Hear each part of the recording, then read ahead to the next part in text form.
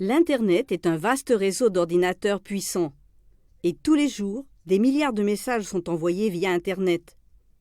Chaque message est découpé en unités plus petites appelées paquets, pour qu'ils puissent voyager plus rapidement à travers le réseau. La technologie du Deep Packet Inspection, ou DPI, permet aux ordinateurs qui contrôlent Internet de lire le contenu des messages qui circulent. Et ça ne concerne pas seulement les emails. La navigation sur Internet, l'historique des recherches, les appels, les activités sur les réseaux sociaux et les sites web que nous consultons, tout peut être enregistré grâce au DPI. Nous ne remarquons rien et personne ne sait vraiment qui utilise le DPI. Cela peut être des fournisseurs d'accès à Internet, des gouvernements ou la police. Le DPI, c'est un peu comme un facteur ouvrant vos lettres. Les lisant et pouvant même en modifier le contenu avant de vous les remettre.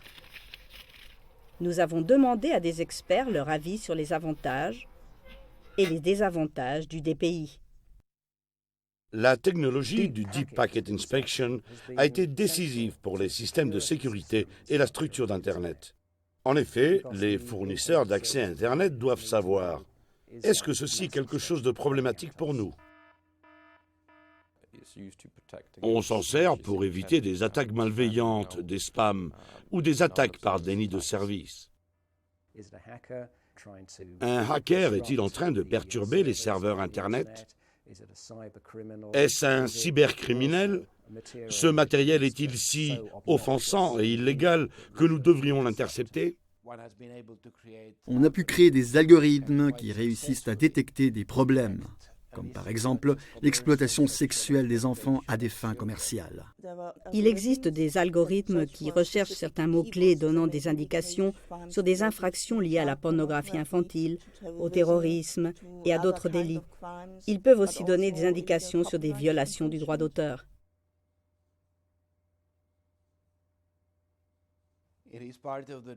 Un des dangers du DPI, c'est que le DPI ouvre la porte aux attaques malveillantes. Par exemple, la diffusion de virus ou l'altération de courriers électroniques. Certains gouvernements dans le monde préfèrent tout surveiller plutôt que de regarder quelque chose de plus près s'il y a des soupçons fondés que quelque chose de problématique est en train de se produire. Un autre exemple pourrait être un pays qui restreint l'accès de ses citoyens à certains sites Internet.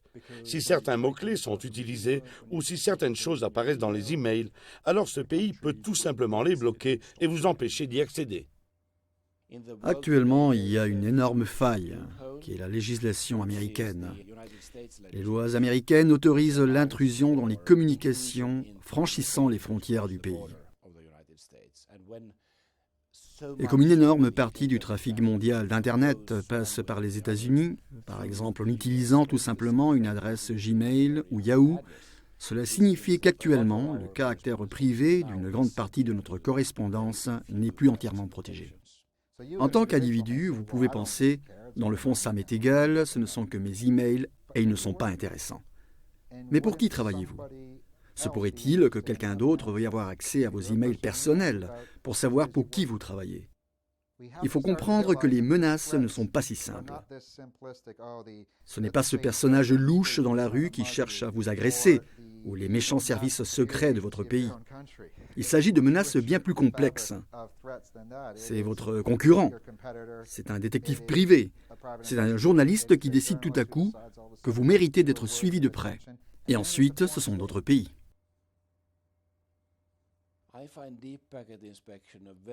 Je pense que le DPI est une technologie très intrusive parce qu'elle concerne le contenu de mes communications confidentielles.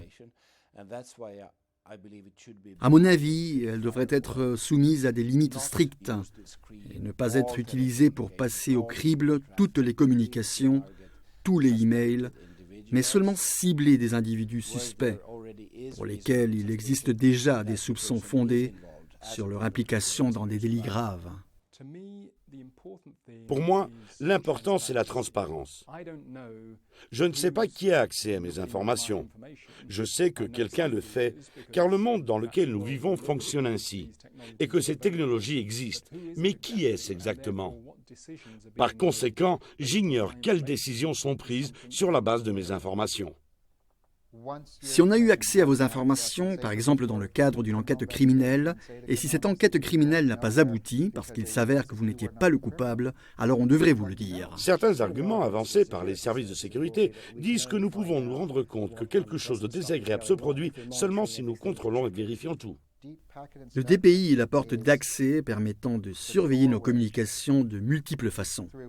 Alors si on relie cette technologie puissante, ces boîtes noires à une entreprise de téléphonie ou à un fournisseur de services Internet et qu'on dit « c'est bon, ne vous en faites pas, cette boîte noire ne fait que ça », il est très facile de dire à cette boîte noire « maintenant, commence à en faire plus ». Donc, si nous permettons aux législateurs d'adopter des lois qui disent « nous devrions installer ces boîtes noires », mais ne vous en faites pas, la loi n'autorise leur utilisation que dans des cas très précis. Le fait que ces boîtes noires soient déjà là permettra au prochain gouvernement de nous dire « eh bien, nous allons commencer à les utiliser à d'autres fins ». Avec ce tsunami d'informations, les citoyens, les consommateurs ont la responsabilité de protéger leurs informations dans ce monde, de la même manière que les entreprises et les gouvernements ont leurs responsabilités. Ces trois différents acteurs doivent coopérer entre eux et être transparents les uns avec les autres sur la manière dont ils agissent dans ce monde. Mais à mon avis, personne ne peut rester assis les bras croisés et dire aux autres « c'est à vous de jouer, vous devez vous comporter de telle ou telle manière ».